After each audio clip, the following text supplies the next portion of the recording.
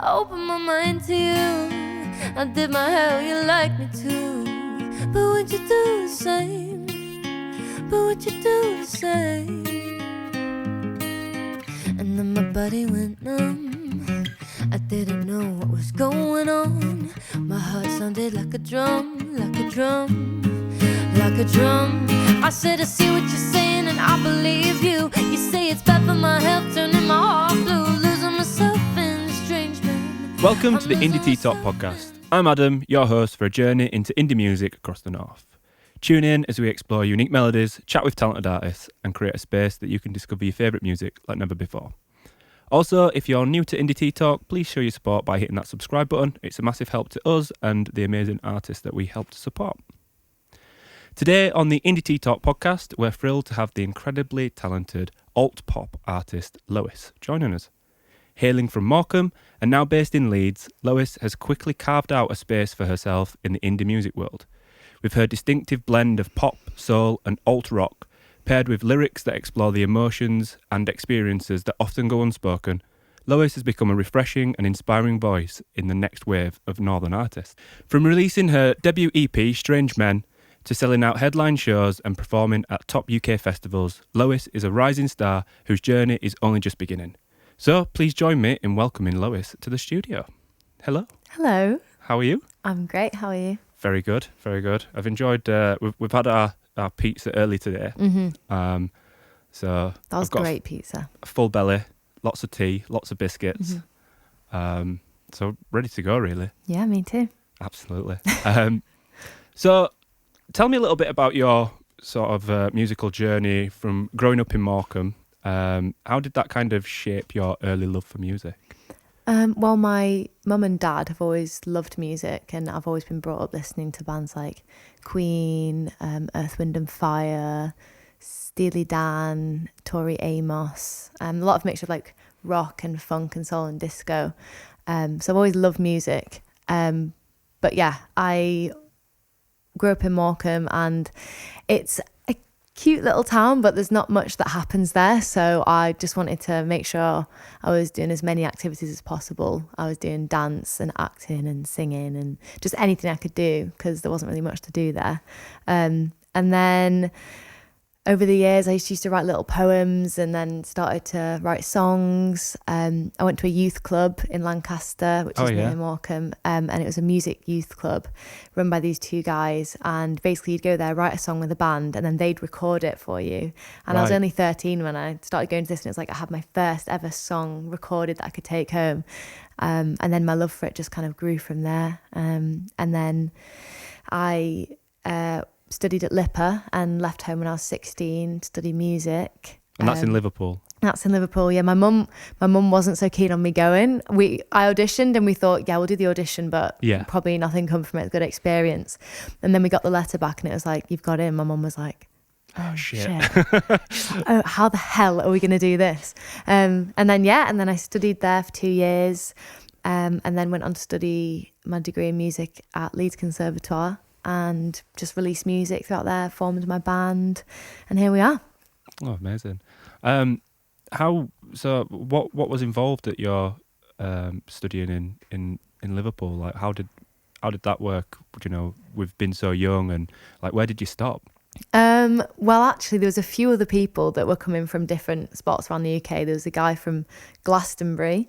There was another girl from Preston, a girl from Sheffield, someone from the Midlands, and we were all 16-year-olds who wanted to move to a different city to study. So all the kind of parents got together, and we all basically lived in uni accommodation at 16. Oh, wow. But we had like designated houses, like flats that were just for us. Like we wouldn't live with other uni students that were like 18. But it was like houses of like 16-year-olds that are not from Liverpool, all living there and studying. It was pretty amazing. It was like this freedom that people my age are not usually like open to. But yeah, studying there was unreal. It was just a complete introduction to the music business, and I learned things that I didn't even know that happened in the industry. I didn't really know how to, sell a song or like promote yourself. I'd never performed live. So yeah, that just blew my world. like open. Wow. I mean, as a man that's always thinking about his stomach, how did you, like, who was in charge of making sure you ate at 16-year-old? I don't know if I was mature enough to to look after my own diet. Well, I literally lived off, it's crazy to think now, but I lived off £30 a week because my mum took out her pension, like a part of her pension early to pay for me to live there, which was huge. We weren't really financially able to do it, but my mum like did that so that I could go there and live my dream basically. But she gave me £30 a week for food. I'd budget that and always end up spending like 20, but just get like loads of pasta, loads of rice. Yeah. And then there was like one girl that would like, I don't know why I'm going on to this now, but it was like a girl that like looked older than us, who was 16, but she'd get served in the shops. And then this tenner, she'd get us like a tin of like 4 ciders or something. And we'd have that on like a Friday. But yeah, just had to kind of fend for ourselves really. And we all looked after each other. That's amazing. That's brilliant. And what great life experience. Oh yeah. Like, you must have felt so prepared going into uni. Yeah, I think uni, I just felt like it's just an extension of living in Liverpool. It's just a new city. I was just excited to do it again, but obviously older and more life experience. And I kind of, when I got to first year, everyone was kind of homesick, but I was like, yeah, cool. Yeah. I'm ready for this. Been there, done that. Yeah. But to be fair, when I got to like year 5 of like living in uni houses, I was like, I think I'm ready to live in a nice flat and have a little bit of peace. Heating works, clean shower. Yeah. But it's been fun. It's been really fun. Oh, brilliant. So you've referenced artists like Olivia Dean, The Japanese House and Self Esteem as been quite big influences to you. What is it about their work that really inspires you? They're all quite different artists, but I like to take little pieces of each one. Olivia Dean, I've seen her about 4 or 5 times, and I just feel like she's just so real and just really just open and honest. And I love that when you go to her shows, you just feel like one of her friends. She's super casual, but just so talented. I love her songs. I really relate to all of her lyrics. I saw her for the first time at Love Supreme Festival. All right. And she was on like a tiny stage. No one really knew who she was. She had like one song that was Be My Own Boyfriend, which had like really blown up. Yeah. And I knew that one, so I thought, I'm going to go. And just seeing her live just blew me away. Like, she had a horn section, and I was really into my neo soul. And so seeing her, I was like, okay, that's what I want to do. That's the kind of music I want to make. And I kind of went down that path for a while. And then I got into like my more alt pop and people like Self Esteem. And I saw her live as well in Sheffield in the Student Union, I think. Oh, yeah. And she's just so brutally honest, and she really stands up for women and speaking out against mistreatment and kind of men in the industry that have not been nice. And I just found her confidence and her honesty so inspiring. And like how she made me feel when I was in that room. I cried at the end. So I was like, this person just gets it. And it just inspired me to want to be honest with my own music. And there's like issues that I've kind of shied away from for a while because I was too nervous to go there. But seeing her inspired me to be like, you know what, if she can say it, then I need to speak my truth as well. Yeah, absolutely. I think it's amazing. And like you say, when you can be in that live space and be part of that moment and it really speak to you on that level. You know, I feel like a lot of your music is very open and very honest, and I feel it's got the same sort of appeal. It does the same sort of thing. I'm glad. It speaks out, and I love it. It's raw and it means something. Thank you. But yeah, that's the aim. That's perfect, and that's box ticked. So I suppose that kind of feeds into how you've arrived at your unique style of like alt pop inspired. It's a little bit jazzy, it's a little bit soulful, and I'm assuming that's pretty much because of who you were influenced by then. Yeah, definitely. I think I always struggled at the start about being put into a box and people saying like, okay, you have to know exactly who you are as an artist, like start to finish. And you need to know and show up as that every single day. And I really struggled with it for ages, and I was trying to really define who I am as an artist, what I stand for, what I look like, what my music is going to sound like. And it just became a bit too much, and it kind of turned me away from music. And for a little while I was just not confident in who I was. And yeah, I kind of went through a period with like my label and then left them, and I was in this like weird zone of like not really knowing who I was. And I'd kind of gone down this this one kind of track musically, and what has been really amazing the last year is that I've looked at myself and thought, right, okay, I'm this type of person that is always changing and doesn't really know where I fit in the world and doesn't really know what I want to be, but maybe that can be my thing. And that I don't have to fit in this box, and that I can always change and I can always express myself in different ways and try out new styles, and that will be my thing. Chasing the excitement. And then it's just made everything so much easier, because I've been like, oh yeah, that's who I am. I'm not this one thing. And so writing this new music has been so like freeing, and it's been really great for me. Oh, I like that, because it's so true. Like, I don't think anybody is so confined by that box, and I understand that like marketing loves a developed idea. Like, this is what it is, this is what you're selling. But you know, you're selling something different. You're selling you as a musician, as as your passions and your excitement. And I mean, do you know, a great way of looking at it is, I'm not sure if you're aware of the band Bombay Bicycle Club. Every album's different. And I love that. And that's, like you're saying, that is what they are. They are a band that develops a new sound and explores new, exciting spaces. And as long as you do it well, do you know what I mean? As long as you do it well and you don't get too sidetracked, then what's wrong with that? Why can't we all just experience these, changes in life and move through it? Oh, that's great. So your songs are like we've said, they're pretty personable, and they're quite universally relatable. How do you approach writing songs like this that are so heartfelt? Like, where do you get your inspiration from? I think I'm quite an impulsive writer. Like, if I have a feeling or if something's bothering me, or if I'm feeling feelings about something, I'll just kind of go straight away and just write it. It's usually I'll just go and sit at my piano or my keyboard and just kind of find something that sounds nice and then go with that, and then just like write what just comes out straight away, and then I'll kind of come back to it later and refine it and stuff.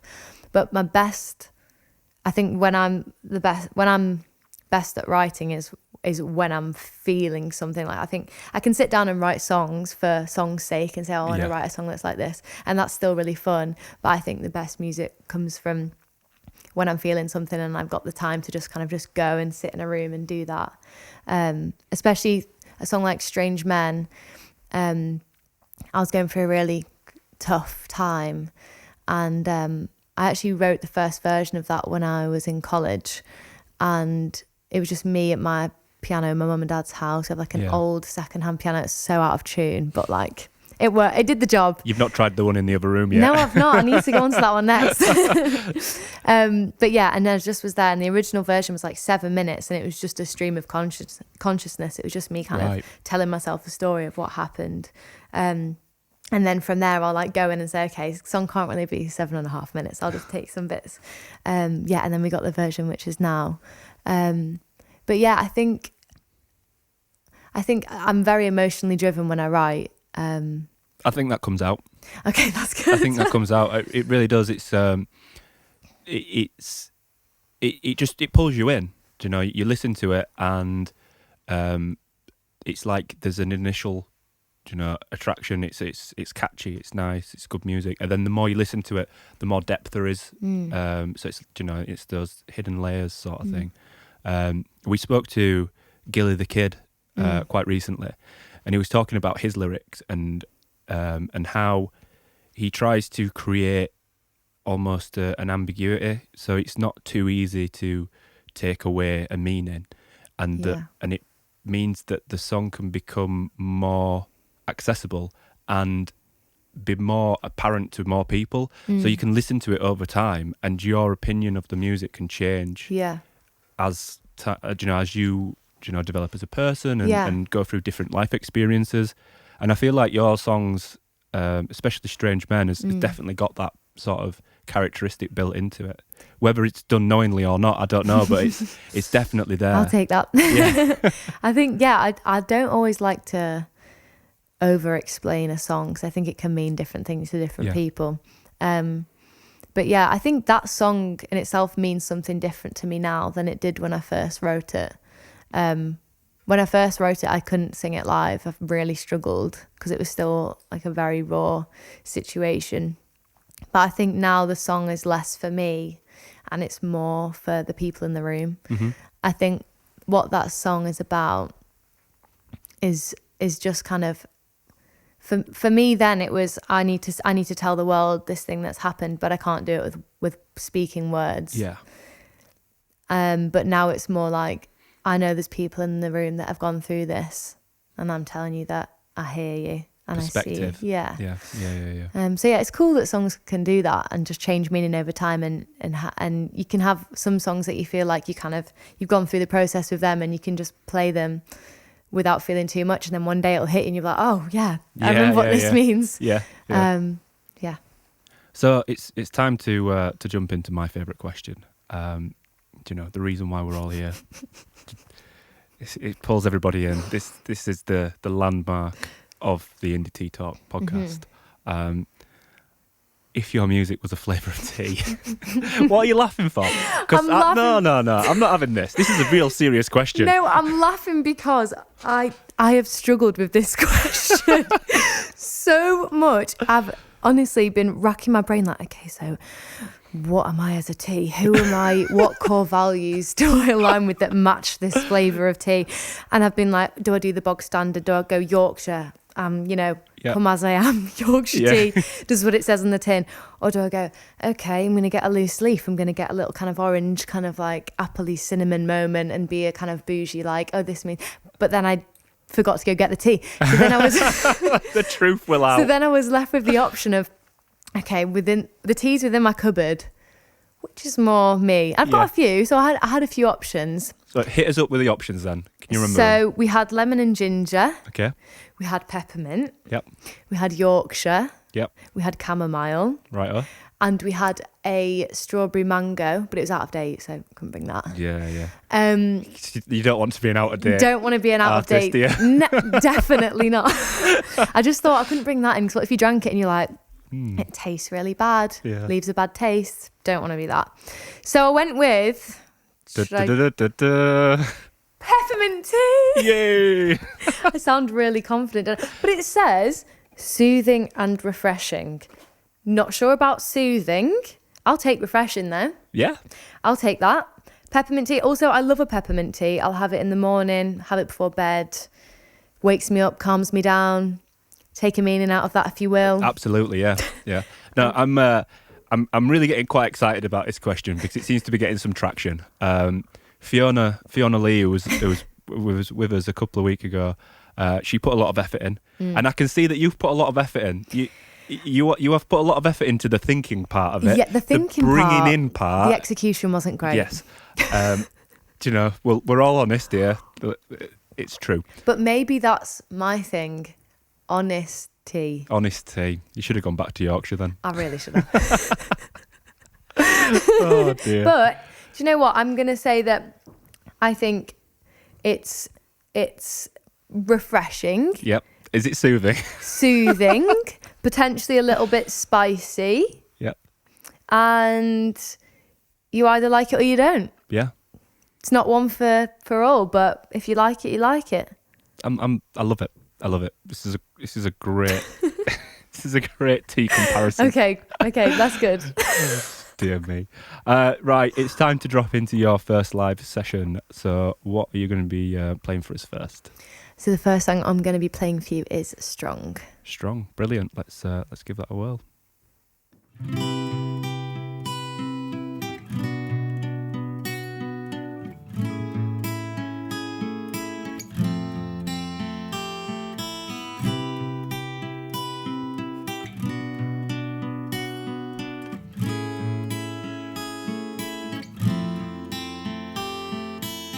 I'll send for heaven in the morning. So can you pick me up at 8? I'm always on time, but you're always late. It's not enough for me to ask you, but enough to know what's underneath. I'm eating all of your words, and now your secrets are stuck between my teeth. The things that you keep so that I cannot be. Want to move forward, but you're holding me down. Take me to places never been before. But why does my heart leave me wanting more now? Feels like I've known you for a minute too long. If I'm coming on, I'm coming on. Figure out if what you want is me or in between. I can't wait around if it's just the dopamine. Cause you never wanna focus on the here, on the now, on the road, on my mouth, on my mouth. The things that you keep so that I cannot be. Want to move forward, but you're holding me down. Take me to places never been before. But why does my heart leave me wanting more now? Feels like I've known you for a minute too long. If I'm coming on, I'm coming on strong.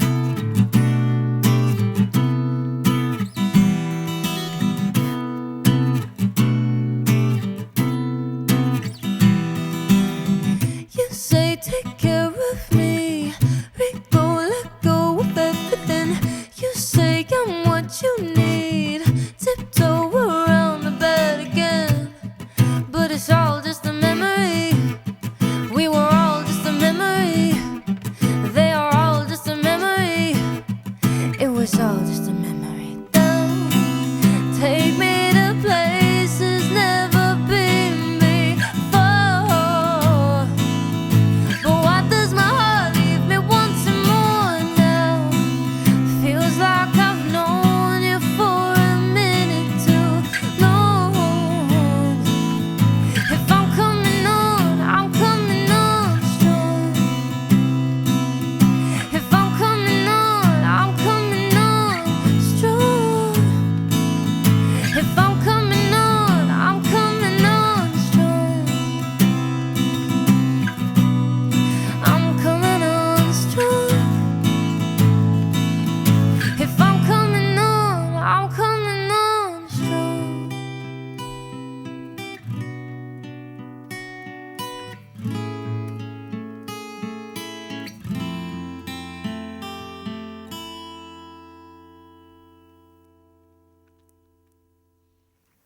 So you've played at some pretty impressive venues. You've headlined the Hyde Park Book Club. You've supported acts like Lottery Winners, and you've also performed at festivals such as Live at Leeds. What's been your most memorable experience on stage so far? Ooh, I've had a lot of really lovely experiences, a lot of small gigs that I've really enjoyed. I think it's the small gigs that are always like, I feel like the best, because you have to really win the crowd over, and you have to, I don't know, kind of like push extra hard. Yeah. I see it as a little bit of a challenge. We once did this gig at the Carlton Club in Manchester. Right. Have you ever been to the Carlton Club? I've not been there. Okay, so when we play, I don't know if it's changed now, we played about 2 years ago, but when you walk in, it's like a working men's club. They have like a tiny, really narrow raised bit, which is the stage at the back. And it wasn't wide enough for us to be in a usual band setup. So it was like drums, then guitar, then bass, then me. We were all in a line together. And the promoter was meant to promote it. Right. Didn't happen. Oh no. So we get that. It was also the football was on. I think it was like the World Cup or something was going on. I don't really know football. Great time to some kind of try cup. and do a gig that's been badly promoted. In a working men's club as well, with TVs in the other room. Yeah. So we walk in and it gets like 5 minutes till we're meant to come on, and there's like no one in the room, and then there's a man and his dog in the room. And then like some of the band's parents were there. That was it. And it was kind of getting closer and closer. And we were like, do you know what? Let's just have fun with it. And it ended up being one of my favourite gigs I've ever done. It was so fun. There was only about 5 people in the audience, but we really played for our lives. And it was a very fun show. Oh, amazing. Yeah, that was. And I have also done a pretty amazing gig in Manchester at the Albert Hall. Oh, wow. Which I normally say that's my favourite one, but I think the small town gigs don't get enough credit. So. They don't, do they? No, absolutely.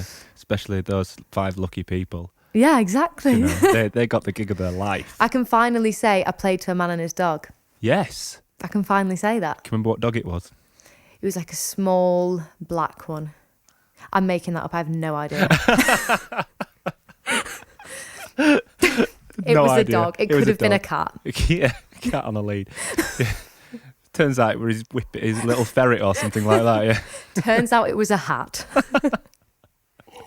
Yeah, just a particularly ugly coat. God. So what about doing your supporting acts like lottery winners? What was that like? Where was that? That was the one at the Albert Hall. Oh, was it? Right. Yeah, that was amazing, to be fair. I think we'd only been playing together for a year. Yeah, maybe even less than a year. So I met my band in uni, and we'd done another show supporting the lottery winners. Tom, who's the lead singer from the lottery winners, has always been very generous, especially at the start of my career. And they'd announced they were doing a show at the Albert Hall, and I kind of messaged him and was like, please, can I support? I'd really love it. And then didn't hear anything back. And then months later, I got confirmation that we were going to do it. And it was just like, what the hell? Like we'd only played at like, I don't know, book club maybe once. I think we did another gig at the Lending Room again. There was like a couple people in there. So to go from that to like the Albert Hall was insane. But it was amazing. The minute we did the sound check and like looking around, and I've seen some of my favorite artists performing there, and just to be on that stage just felt so surreal. And then came out, I have this like little intro that I walk out to, and I had no idea whether there'd be people in there. I didn't know if maybe because I was the first support, there was 2 supports, I didn't know whether they were going to come for the second. And I don't see the crowd until I'm singing on my mic. Right. And there's kind of stairs at the back, and they spiral round until you get to the front. And I can hear the band, and I walk up and I look out, and it's full. And I was just like, holy shit. Okay, I've got 5 seconds to catch my breath, and then I need to sing this first note, and I need to do it right. Yeah. And it was just, honestly, probably one of the best experiences of my life. It was amazing. I just got the bug then. I was like, right, I need to play more shows like this. Yeah. Forever. Forever and ever, yeah. It's not happened again since, but, you know, we're working on it. We're working towards that. That's what it's all about, isn't it? Yeah. You know? Yeah. There's definitely scope for that. Yeah, hopefully. So you've just mentioned like playing with your band. How long have you been with the band? I think this will be our 4th year. 4th year. Yeah. And you came together at university. What kind of how did you all come together, and what does having a band sort of add to your live performances? So yeah, we met at uni. I knew them all individually from different classes. I was in so in uni we kind of have a live project where we work with different musicians and we make a band. And Faye, who's my drummer now, was the drummer in the first ever band I got put in uni. And more than anything, I just got along with her really well. She was really funny. She's one of my best friends. And she was really amazing at drums. And I was just like, do you want to be in my band? I think I'm going to start a band. Do you want to be in it? And she was like, yeah, girl. She's Scouser. She's amazing. And then I met Ben, who's my bassist. He was in another class of mine. Again, just thought he was really nice and really cool. And he said, yeah. And then Nathan, who plays guitar, we were in some classes together. And I think he initially messaged me to do like a little writing session. And then don't know if we did it or not. I don't think we did it. But then we played together in some bands, and I was like, do you want to be in my band? And then I think the first rehearsal we ever had, I thought, okay, right, let's do a little cover just to like just to like Yeah, bond. And like, I chose Michael Jackson. I can't help it. And then when I'm telling you that's the worst, the worst cover I've ever done in my entire life, they probably were all sat there like, what the hell is this girl doing? Like, is there any record of it? I hope not. I hope there is. I really hope not. But out of that, we all just like had a laugh about it. And then from then we've just been playing together ever since. We used to rehearse like 4 or 5 times a week sometimes, like every day in uni and stuff. And yeah, they're just the best band that anyone literally could ask for. They're all so dedicated. Oh, how sweet. They're just the best. Honestly, they're so dedicated and they're just so fun to be around, and they've just changed my whole live performance, and the energy on stage is just like nothing else. And that's what people comment on, is like they say, oh, like you're like always having so much fun up there, and it's because I genuinely am. And I just don't want to leave. So yeah, they all mean a hell of a lot to me. That's great. It's amazing that you've managed to find assemble a band that's just clicked so well. To say so did any of get my words right did any of the members know each other prior to? I think they knew each other. They knew of each other, but they not like in a friendship. No, not really. We all literally came from kind of separate friendship groups. But yeah, now we're all best friends, and oh wow, yeah, it's been amazing. Really, we've been through everything, like from very start to like Albert Hall to doing festivals, and it's just really nice to see us all kind of grow and do different things together. Oh, that's great. So your debut EP, Strange Men, kind of introduced your artistry to the world. What was the creative process behind it like? I know obviously you've mentioned that some of the songs come from way back when. Was there any songs that were specifically written for that song, or were they all like a bit of a back catalogue? And how did you decide on what themes you wanted to explore? Well, I think Strange Men definitely came out of the back catalogue, and then the rest of them were all kind of around the time of like creating the EP.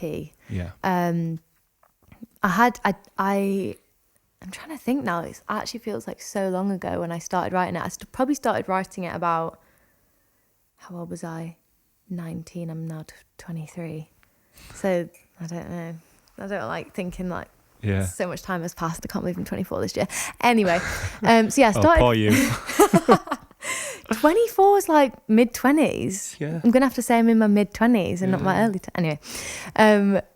But I started writing Twist in the Wind and The Way You Are when I was 19, and I was doing sessions in Liverpool, and I met an amazing guy called Bob Mackenzie, and I took some ideas to him, and then he kind of helped me finish them off, and we wrote the rest of them together. Sorry, not the rest of them. We wrote Running, Twist in the Wind and The Way You Are together in Liverpool, and that was when I was in my neo-soul Olivia Dean world. And then we were going to release that project with 2 other singles. And then it kind of got to the point where I was like, actually, I think I want to change the vibe a little bit. And then I started writing in a studio in Manchester with a writing duo called Soap. And they're producers as well. And we wrote Strong, and I brought Strange Men back in, and I played them on piano, this like 7.5 minute version. And they were like, okay, so there's some bits in there we could maybe refine a little bit. And yeah, that's definitely when I was like in my Self Esteem era. And then we just kind of blended them together to create the EP. So it's kind of more of a mixtape, I'd say, that EP.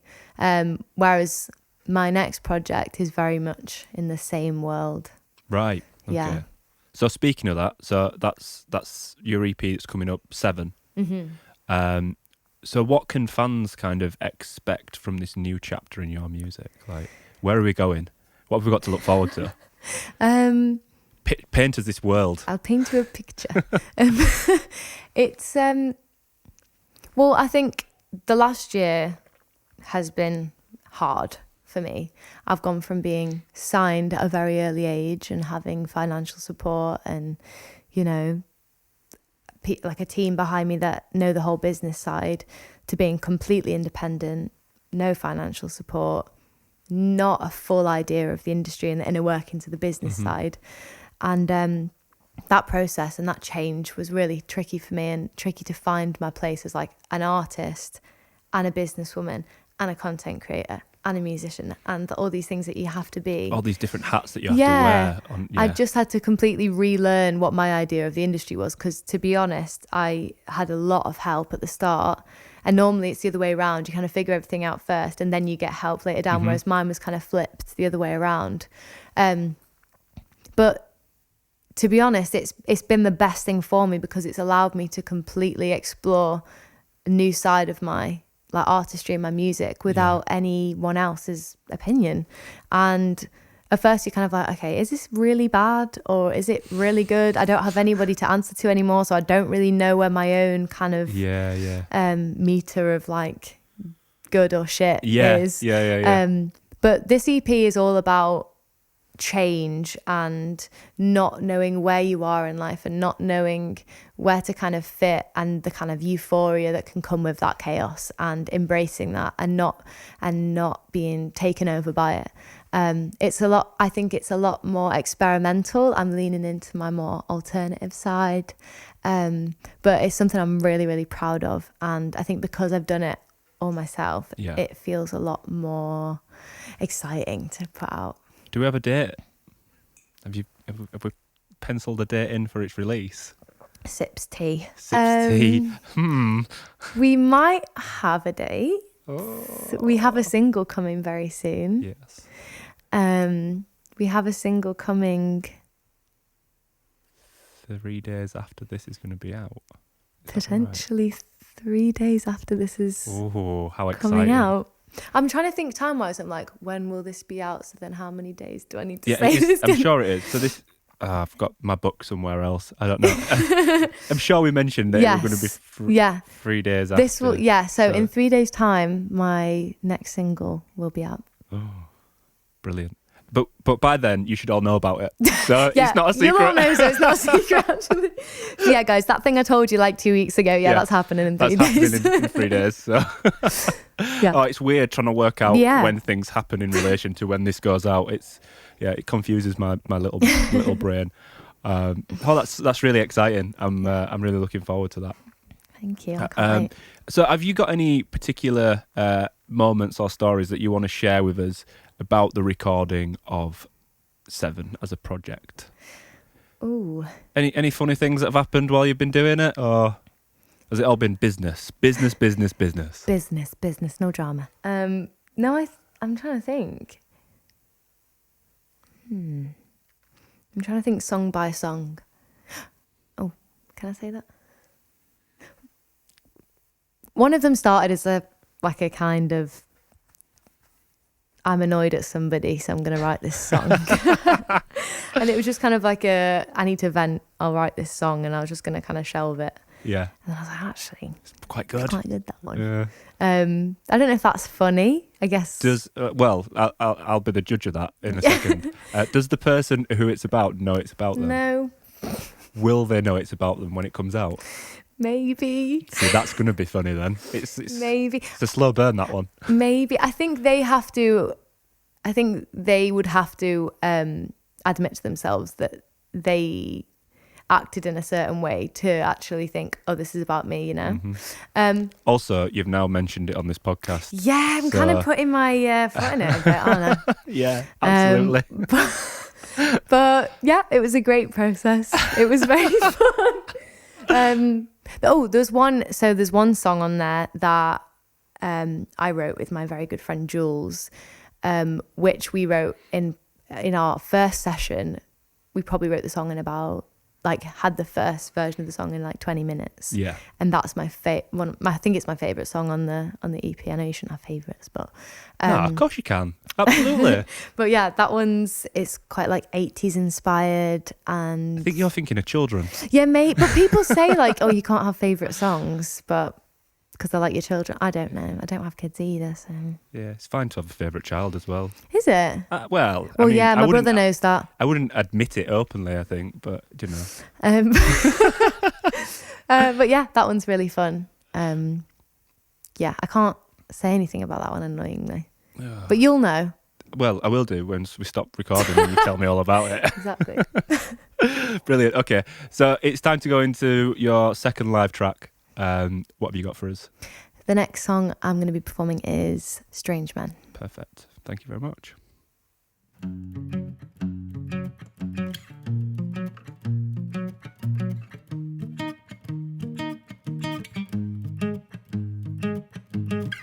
I can't take it, man. One more drink before I lose it all into this head to end. You see, you broke my heart for all to see. I guess I'll lose it all, but at least you'll be happy. And then my body went numb. I didn't know what was going on. My heart sounded like a drum, like a drum, like a drum. I said, I see what you're saying and I believe you. You say it's bad for my health, turning my heart blue. Losing myself in strange men. I'm losing myself in strange men. I said, I see what you're saying, just get my head right. But somehow everything changes without the daylight. Losing myself in strange men. I'm losing myself in strange men. I put my heart on a plate for you. I sit there and pray for you. But what you do is same. But what you do is same. I open my mind to you. I did my hell, you like me too. But what you do is same. But what you do is same. And then my body went numb. I didn't know what was going on. My heart sounded like a drum, like a drum, like a drum. I said, I see what you're saying and I believe you. You say it's bad for my health, turning my heart blue. Losing myself in strange men.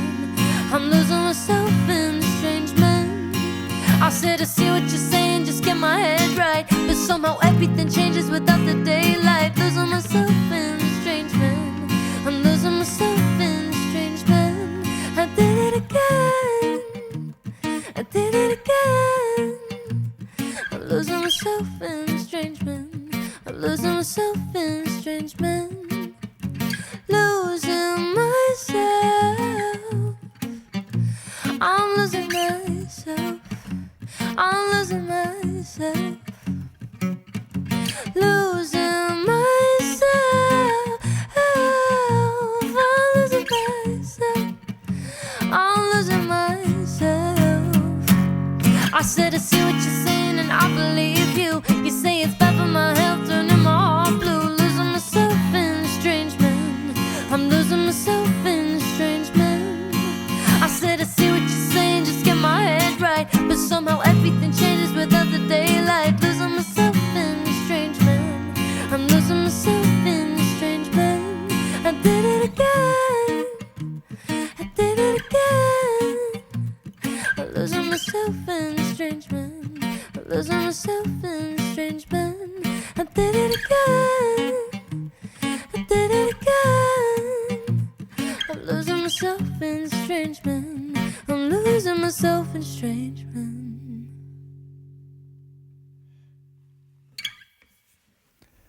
So we're on to the final stretch. It's all coming to an end, unfortunately. That's sad. But I do have a couple of quick fire questions for you. So I suppose we've already covered a little aspect to this, but what's the weirdest thing that's ever happened to you at a gig or rehearsal? Not including dogs or coats. Okay. Weirdest thing that's ever happened to me at a gig. Ever fallen over or like that? Oh, I have actually when I do walkouts, I do like a walkout on stage, the band do like a little intro. Yeah. And I used to wear, for the first EP, I used to wear crocheted sleeves, like really big crocheted sleeves that kind of would go across like this. And at Hedgerow House, there's like a tiny room at the back behind the stage, and you have to open the door to come on stage. And I was once doing my big walk on, and as I opened the door, my crochet wrapped around the door handle. So I'm walking out all confident, and I get bing, pulled back into the door. I was like, oh my God. Just have to like quickly unhinge it from the door and like run to the mic in time to sing. That was really humbling. Yes, I imagine so. That was embarrassing. Yeah. I've had sound cut out. I've tripped over cables. Oh, Ben hit me in the head with his bass once. That was on purpose, or? Well, I don't know. No, I don't think so. But I had to really like play it off. You know, like your immediate reaction is like, ow, and I was like, yeah, I'm fine. Yeah. But it really He is. Yeah, It's okay, honest. It's okay. But it actually did really hurt. But yeah. What's your favourite spot in Leeds to hang out? Favourite spot to hang out is book club. The book club. Mm-hmm. That's a good one. Dream venue to record at? Dream venue. Well, I'm lucky enough to actually have recorded at my dream studio. Oh, amazing. Which is Real World Studio, down in Bath, which is Peter Gabriel's studio. That was honestly one of the most amazing experiences of my life. What were you recording? We recorded Running there, the last track on my EP. And that was just an amazing studio day. We brought the band down as well.